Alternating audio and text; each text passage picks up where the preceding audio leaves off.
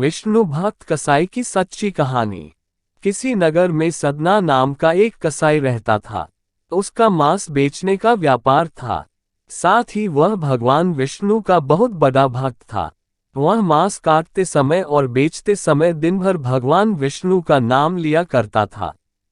वह ये काम रोज करता था। उसके दुकान पर जो ग्राहक मांस खरीदने के लिए आते वह देखते कि वह कसाई मांस काटता जाता तथा भगवान विष्णु का नाम लेता जाता। सभी ग्राहक एक दूसरे से कहते कि देखो इससे मांस काटता और बेचता है तथा भगवान का नाम भी लेता है। एक दिन वह अपनी ही धुन में कहीं जा रहा था कि उसके पैर से कोई पत्थर टकराया। वह रुक गया। उसने देखा एक काले रंग के गोल पत्थर से उसका पैर टकरा गया है। उसने वह पत्थर उठा लिया व जेब में रख लिया, ये सोचकर कि यह मांस तोलने के काम आएगा। वापस आकर उसने वह पत्थर मांस के वजन को तोलने के काम में लगाया। कुछ ही दिनों में उसने समझ लिया कि यह पत्थर कोई साधारण नहीं है। जितना वजन उसको तोलना होता, पत्थर उतने वजन का ही हो जाता है। धीरे धीरे यह बात फैलने लगी कि सदना कसाई के पास वजन करने वाला पत्थर है। वह जितना चाहता है पत्थर उतना ही तोल देता है।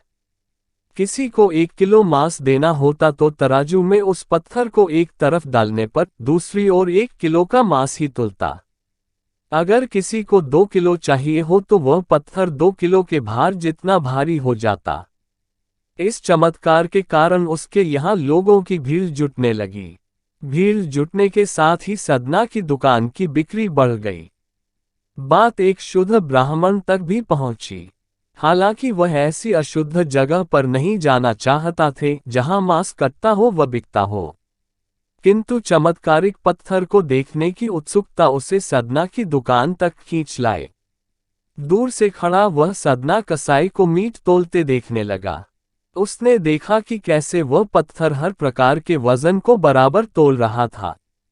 ध्यान से देखने पर उसके शरीर के रोए खड़े हो गए। भीड़ के छंटने के बाद ब्राह्मण सदना कसाई के पास गया। ब्राह्मण को अपनी दुकान में आया देखकर सदना कसाई प्रसन्न भी हुआ और आश्चर्यचकित भी। बड़ी नम्रता से सदना ने ब्राह्मण को बैठने के लिए स्थान दिया और पूछा कि वह उनकी क्या सेवा कर सकता है। ब्राह्मण बोला, तुम्हारे इस चमत्कारिक पत्थर को देखने के लिए ही मैं तुम्हारी दुकान पर आया हूँ, या यूं कहें कि ये चमत्कारी पत्थर ही मुझे खींचकर तुम्हारी दुकान पर ले आया है। बातों ही बातों में उन्होंने सदना कसाई को बताया कि जिसे पत्थर समझकर वो मांस तोल रहा है, वास्तव में वो शालिग्राम जी हैं, जो कि भगवान का स्वरूप होता है। शालिग्राम जी को इस तरह गले कटे मांस के बीच में रखना व उनसे मांस तोलना बहुत बड़ा पाप है। सदना बड़ी ही सरल प्रकृति का भक्त था। ब्राह्मण की बात सुनकर उसे लगा कि अनजाने में मैं तो बहुत पाप कर रहा हूँ। अनुनय विनय करके सदना ने वह शालिग्राम उन ब्राह्मण को दे दिया और कहा कि आप तो ब्राह्मण हैं, अतः आप ही इनकी सेवा परिचर्या करके इन्हें प्रसन्न करें। मेरे योग्य कुछ सेवा हो तो मुझे अवश्य बताएं। ब्राह्मण उस शालिग्राम शिला को बहुत सम्मान से घर ले आए। घर आकर उन्होंने श्री शालिग्राम को स्नान करवाया, पंचामृत से अभिषेक किया व पूजा अर्चना आरंभ कर दी।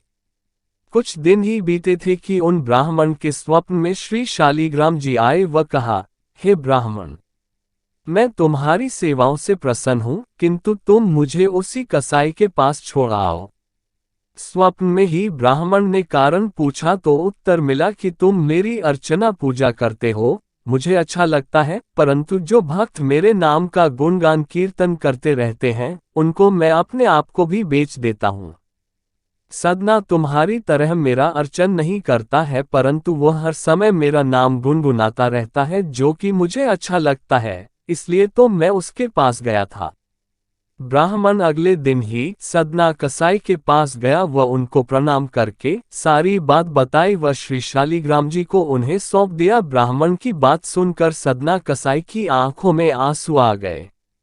मन ही मन उन्होंने मांस बेचने खरीदने के कार्य को तिलांजलि देने की सोची और निश्चय किया कि यदि मेरे ठाकुर को कीर्तन पसंद है तो मैं अधिक से अधिक समय नाम कीर्तन ही करूंगा।